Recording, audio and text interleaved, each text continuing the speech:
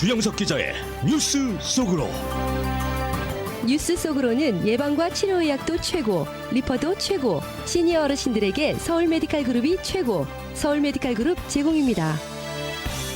월스트리트 대형 은행들이 내년도 연준의 금리 인하를 예상하면서 뉴욕 증권시장에 호재로 작용할 것이라며 주식 투자에 나설 시기다라고 강조하고 있습니다. 다만 구체적인 금리 인하 시기에 대해서는 은행마다 전망이 엇갈리고 있어 연준의 긴축 통화 정책이 경기 부양책으로 바뀌는 것이 더디게 이루어질 전망입니다. LA 다운타운 화재로 인한 10번 프리웨이 무기한 폐쇄 조치와 관련해서 남가주 주민들이 SNS에서 여러 가지 문제점들을 지적하며 분노를 하고 있습니다. 자, 주영석 기자. 안녕하십니까. 우선 월스트리트에서 연준의 금리 인하와 관련해 흥미로운 예측이 나왔네요. 예, 그렇습니다. 월가의 일부 초대형 글로벌 투자은행들이 최근 잇따라 흥미로운 전망을 내놨습니다. 연준이 내년에 금리를 이제 인하할 것이라는 예측입니다. 내년에 인하한다는 데는 이 그 투자은행들의 예측이 일치했지만 구체적인 금리 인하 시기에 대해서는 엇갈렸습니다. 정확히 언제 할 것이냐 이것에 대해서는 좀 엇갈렸고요. 특히 금리 인하 진행 정도와 관련해서는 상당한 정도 차이를 나타냈기 때문에 관심이 모아지고 있습니다. 그러면 구체적으로 금리 인하와 관련해서 어떤 예측들이 나온 건가요? 네, 먼저 모건 스탠리의 그 앨런 젠트너 소 이코노미스트가 어제 2024년 내년 전망 보고서를 발간했습니다. 이 내년 경제 전망 보고서에서 연준이 내년 6월에 첫 금리 인하에 나설 것이다 이렇게 예측했고요. 반면에 골드만삭스 데이빗 메리클 이코노미스트는 역시 그 내년 전망 보고서에서 연준이 내년에 금리 인하 단행하는데 골드만삭스 같은 경우는 내년 4분기가 돼야, 그러니까 10월, 11월, 12월이죠. 그때쯤이 돼야 첫 금리 인하에 나설 것이다. 그래서 모건 스탠리나 골드만삭스나 내년에 금리 인하는 같지만 모건 스탠리는 내년 한 중반쯤이면 6월 정도면, 그러니까 2분기 말쯤이면 금리 인하에 들어간다는 것이고 모건 스탠리는 4분기, 그래서 약간의 시간차가 보이는 그런 전망이 나왔습니다. 네.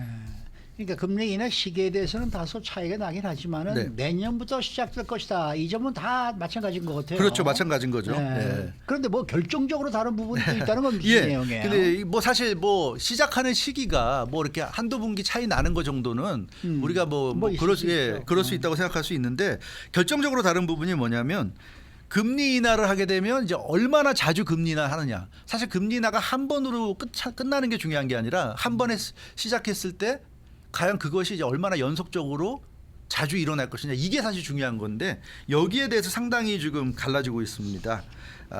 왜냐하면 금리 인하를 얼마나 빠르게 진행하느냐에 따라서 이제 긴축 통화 정책이 확실히 끝나느냐 여부가 이제 판가름 나기 때문인데요. 모건 스탠리 같은 경우는 내년 6월에 첫 금리 인하 이후에 연준이 계속해서 금리 인하에 나설 것으로 전망했습니다. 그러니까 내년 6월에 첫 번째 금리 인하하고 그 다음부터는 이제 FOMC 정기회의가 열릴 때마다 0.25% 포인트씩 낮춘다는 얘기입니다. 그래서 내년 6월부터 모건 스탠리는 본격적으로 완만한 경기 부양책에 들어간다. 뭐 한 번에 0.5나 0.7로 낮추는 건 아니니까 완만하지만, 그러나 계속해서 이제 긴축을 끝내고 조금씩 경기 부양에 들어간다, 이런 예상이고요. 반면에 골드만삭스는 연준이 내년 4분기에 첫 금리 인하한 후에 분기별로 한 번씩, 그러니까 3개월에 한 번씩만 금리 인하를 할 거다. 그러니까 한 번 금리 인하하면 두 번 동결, 한 번 금리 인하하면 두 번 동결, 이런 식으로 한다는 거죠. 그래서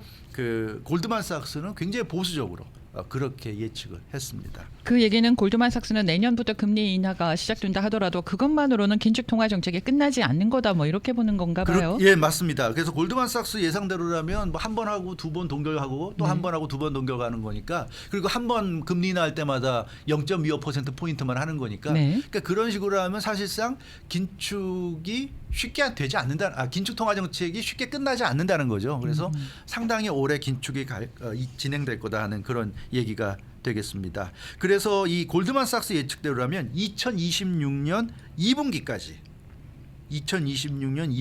총 1.75% 포인트가 인하할 것으로 예측됩니다. 그러니까 굉장히 이건 느리고 더딘 거죠. 그러니까 지금이 2023년 지금 4분기인데 2026년 2분기까지 1.75% 포인트가 인하된다는 거니까 얼마나 이게 느린 겁니까? 기준금리가 지금 그 5% 5.25에서 5.5%인데 이게 지금 그 골드만삭스 예측이 맞다면 2026년 2분기가 돼도 3.5에서 3.75%그 사이란 얘기예요. 그러니까 굉장히 높은 거죠. 금리 인하를 단행하는 것 치고 앞으로 2년 후가 돼도 3.75까지 유지가 된다는 거니까 굉장히 더디게 금리 인하가 진행된다는 것이고, 이것은 이제 골드만삭스는 긴축 통화 정책이 앞으로 한 2년 정도는 더 유지된다 이렇게 보는 겁니다. 5.5였던 게 뭐 5%가 되고 4.5가 되고 이렇게 조금씩 내려는 가지만 그래도 그거 자체가 긴축이라는 얘기죠. 그래서 긴축이 앞으로 한 2년은 갈 거다 이런 예상이 되겠습니다. 네.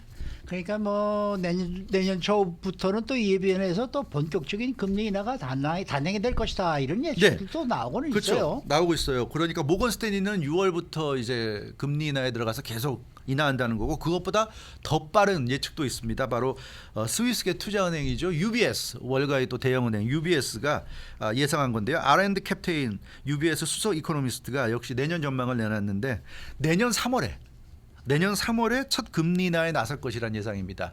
연준의 FOMC가 1월에 있고요. 가장 먼저 열리는 게 2월은 없고 3월에 두 번째 열리는 FOMC입니다. 그러니까 내년에 두 번째 FOMC 때부터 이제 금리 인하에 나설 것이다. 이게 UBS 예측이고, 첫 금리 인하 이후에 연준이 지속적으로 금리 인하할 것으로 UBS는 예상했어요. 그래서 내년 1년 동안 2.75%포인트가 내려갈 것이다 이렇게 예측했습니다. 그러니까 내년 3월부터 FOMC 열릴 때마다 계속 인하해가지고 2.75%포인트가 내려갈 것이라는 얘기입니다. 그러니까 3월부터 내린다면 내년에 1년에 FOMC가 8번 열리잖아요. 그러니까 1월을 빼고 7번 FOMC에서 계속 금리가 인하될 거란 얘기가 되겠습니다. 그래서 3월에 0.25%포인트 이후 6번에 걸쳐서 2.5%포인트가 내린다는 의미가 되겠습니다. UBS가 이렇게 예측하는 이유가 있는데요. UBS는 지금 현재 여러 가지 징후를 볼 때 미국 경제가 내년 2분기부터 경기 침체기에 진입할 수 있다. 그러니까 경기가 좀 위축될 가능성이 있고 안 좋을 수 있다. 그래서 연준이 이제는 긴축이 아니라 경기 부양으로 갈 수밖에 없을 것이다. 그렇지 않으면 정말 그 경기 침체로 떨어질 수 있기 때문에 경기 침체랑 비슷한 상황이 될 수 있는 내년 초반부터 연준이 방어에 나설 것이라는 얘기고요. 그래서 UBS 예측은 본격적인 경기 부양이 내년 초부터 이루어질 수 있다 이런 예측인데, 어찌됐건 그 주요 그 투자 은행들마다 조금씩 시기는 다르고 그렇지만 어찌됐건 내년부터 금리 인하에 들어간다는 거는 뭐 거의 확실해 보이고요. 확실해 보입니다. 근데 이제 언제부터일지, 그리고 얼마나 빠르게 이제 금리 인하가 이루어질 것인지 이런 부분에는 약간의 서로 좀 차이가 있죠. 모순이 있어요. 그런 부분은 아무래도 경제라는 거, 연준도 사실 아마 지금 어떻게 할지 연준 스스로도 잘 모를 수 있어요. 왜냐하면 경기 수치라든가 이런 게 나와야 되기 때문에 그런 면에서 이런 정도의 차이점이 있다는 거를 우리가 생각해보면 좋을 것 같습니다. 어찌됐건 희망은 있어요. 내년부터는 좀 경기 부양으로 갈 가능성이 높다는 거. 그런 면에서 우리가 올해 좀 힘들었던 분들 내년에는 우리가 좀 기대를 하고 우리가 좀 맞이하면 좋을 것 같습니다. 자, 이번에는 10번 프레이에 관련 소식인데요. 이 10번 프레이의 무기한 폐쇄 결정에 남가주 주민들이 크게 반발하고 있다라는 내용이네요. 내용이죠. 조금 전에 그 속보가 나왔죠. 게빈 뉴섬 주지사가 그 오늘 아침에 긴급 뭐 성명을 발표했는데 보면은 이 10번 프리웨이에 대한 그 검사 결과 그 구조물 이런 것이 아주 뭐라 그럴까 궁극적으로 심하게 파괴된 건 아니기 때문에 지금 있는 구조물을 살리면서 복구할 수 있다. 즉 완전히 그 철거할 필요는 없다. 이제 이런 얘기입니다. 그래서 생각보다 시간이 덜 걸릴 것 같다는 발표를 했고요. 그러면서 3주에서 5주 정도의 복구 기간이 필요하다. 이제 이런 발표였어요. 어제까지만 해도 무기한이라고 그랬는데 오늘 아침에 급하게 발표했습니다. 근데 그 남가주 주민들 그런 발표가 나왔지만 어찌됐건 좀 불만이 폭발하고 있는데요. 사실 10번 프레이가 그렇지 않아도 막히는 데잖아요. 출근 시간, 퇴근 시간 굉장히 막히는데 이번 폐쇄 때문에 10번 프레이에는 또 말할 것 없고 그 주변의 모든 고속도로들, 로컬 도로들이 다 이제 교통지옥, 전쟁을 치르게 됐다는 점에서 주민들의 불만이 커지고 있다는 소식입니다. 네, 주민들의 불만을 어디서 볼 수 있는 거예요? 예, 역시 그 SNS에서 볼 수 있는데요. 저도 이거 10번 프레이 이번 일 벌어지고 나서 남가주 주민들의 반응이 궁금해서 제가 좀 찾아봤거든요. 네. X라든가 페이스북이나 인스타그램 주요 SNS의 게시글이나 댓글들이 굉장히 많이 올라왔습니다. 10번 프리웨이 관련해 가지고 그 10번 프리웨이 폐쇄에 대한 게시물, 영상, 사진 등의 댓글 등을 통해서 자신의 의견을 나타냈는데 대부분이 분노에 찬 글이나 댓글들이어서 이 남가주 주민들이 얼마나 지금 불만에 가득 차 있는지 알 수가 있습니다. 아무래도 남가주 주민들의 분노의 대상은 뭐 정치인을 비롯한 리더들이다 싶은데 네. 어떻습니까? 그렇습니다. 캘리포니아 주지사, LA 시장 등에 대한 불만이 아주 높았는데 어제 게빈 뉴섬 캘리포니아 주지사가 10번 프리웨이 그 다운타운 화재 현장을 찾아가서 기자회견하지 않았습니까? 네. 여기에는 그 캐런 베스 LA 시장도 배석했는데 이 무기한 폐쇄를 발표하는 기자회견 이후에 주민들의 반응이 아주 격앙됐습니다. 이 게빈 뉴섬 주지사와 캐런 베스 시장을 비난하는 글들이 폭주했고요. 도무지 이해할 수 없는 화재고 도무지 이해할 수 없는 대응책이다 하는 그런 내용이 대부분이었습니다. 그런데 이게 화재고 방화다 뭐 이런 발표가 나왔는데 이걸 정치인들에게 책임을 돌린다? 네. 이것도 좀 이상한 느낌이 든다라는 생각이 드네요. 근데 이 남가주 주민들이 올린 글을 보면 좀 이해가 되는 게 그 덩컨이라는 사람, X 계정입니다. 덩컨이라는 사람이 그런 얘기를 했어요. 이 게빈 뉴섬 주지사의 기자회견 사진을 올리면서 누군가 이 정치인들에게 반드시 좀 책임을 물어야 된다 이런 아주 강하게 질타했어요. 왜 그러냐면 애당초 불이 난 곳이 그 팔레트 야드잖아요. 팔레트를 쌓아놓은 그 야적장에 불이 났는데 어마어마한 대형 야드 아니었습니까? 근데 그 팔레트 야드가 10번 프레이 아래에 놓여 있다는 것 자체가 이게 엄청난 잘못이다. 아니 누가 그렇게 말도 안 되는 행정을 했고 누가 그렇게 팔레트 야드 야적장을 고속도로 밑에 그렇게 쌓아놓는 그런 정책을 할 수 있냐. 팔레트가 다 나무잖아요. 나무기 때문에 나무로 물건 실어 나르는 건데 이게 불이 나면 대형 화재로 번질 수 있다는 건 누구나 알 수 있는 건데 어떻게 고속도로가 지나가는 그 밑에다가 그 거대한 팔레트 야적장을 허가할 수 있냐. 그래서 이거는 이 행정에 문제가 있다는 얘기고요. 프렌치 런드리라는 역시 X 계정인데 어떻게 10번 프리웨이 아래에 팔레트 회사가 들어가서 거기서 그렇군요. 야드를 쌓아놓을 수가 있느냐. 그 야드에다가 이 팔레트를 쌓아놓을 수 있느냐. 이건 캘리포니아 교통국이 리스 계약을 해줬기 때문이다. 캘리포니아나 LA 그 정부가 리스 계약을 해줬기 때문이다 회사에. 그렇지 않으면 회사가 거기에 어떻게 그렇게 거대한 야적장을 만들 수 있었겠냐. 이거는 인재다 이제 이런 식으로 지적을 했고요. 그래서 주민들이 분노한 이유는 그렇습니다. 이 팔레트 회사 야드는 불이 날 경우에 대형 화재로 번질 수 있는데 그런데 어떻게 이렇게 그 고속도로가 그것도 가장 중요한 그 고속도로가 지나는 바로 밑에다가 이렇게 그 거대한 시설물을 들어갈 수 있게 해줬냐는 거죠. 그래서 두 가지 측면에서 문제다. 만약에 그런 거를 생각도 못하고 허가를 내줬다면 멍청한 집단이라는 거죠. 이 정치인이라는 사람들이 그 정도 머리 회전도 안 되는 아주 무식하고 멍청한 안전에 대한 기본적인 개념이 없는 그런 집단이다. 이거 심판해야 된다. 이제 이런 얘기고 또 하나는 알면서 허가 내줬다 그러면 이건 부패다. 뒷돈 받았을 거다. 이런 얘기가 지금 올라오고 있어요. 킥백. 뒷돈 받는 부패 아니면 이런 위험한 시설을 고속도로 밑에 누가 허가해 줄 수 있겠냐. 이거 조사해야 된다. 이제 이런 얘기도 나오고 있고요. 그래서 이 주민들이 지금 엄청나게 분노하고 있습니다. 도대체 누가 이렇게 팔레트 야드를 고속도로 밑에 고속도로가 이렇게 지나가는 그 밑에 허가해 줄 수 있느냐. 이 지적은 상당히 좀 타당한 지적인 것 같다는 근데 생각입니다. LA 다운타운에 가보면 프리웨이 밑에 길이 지나가지 않으면은 그 외 지역에는 전부가 다 무슨 창고라든지 야적장이라든지 이런 걸로 다 돈 주고 빌려준다고 그러더라고요.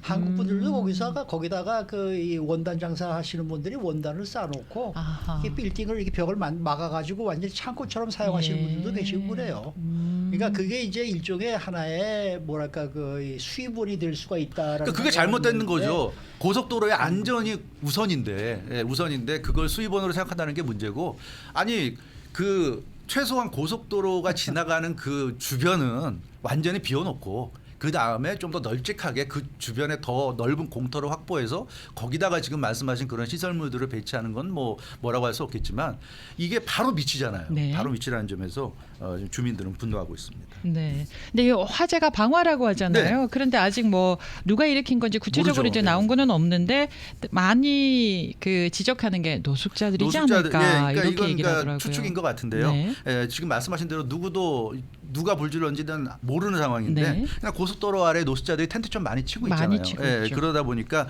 노숙자가 아니면 누가 불을 질렀겠냐 하는 그런 이제 글들이 올라오고 특히 이것도 그래서 정치인들 탓을 하고 있어요. 맞아요. 왜냐하면 노숙자들이 이렇게 많이 늘어나는데 대책도 마련하지 않고 고속도로 밑에 들어가 살고 있는 거를 그냥 알면서도 방치하고 그러다 보니까 이게 뭐 노숙자가 고의로 질렀건 또는 뭐 자기들이 추워서 불을 피우다가 뭐 사고로 옮겨 붙었건 뭐가 됐건 간에 어찌 됐건 근본적인 노숙자 문제를 방치했기 때문에 이런 거 아니냐. 역시 정치인들이 문제다. 이렇게 지금 남가주 주민들은 비판을 하고 있습니다. 네.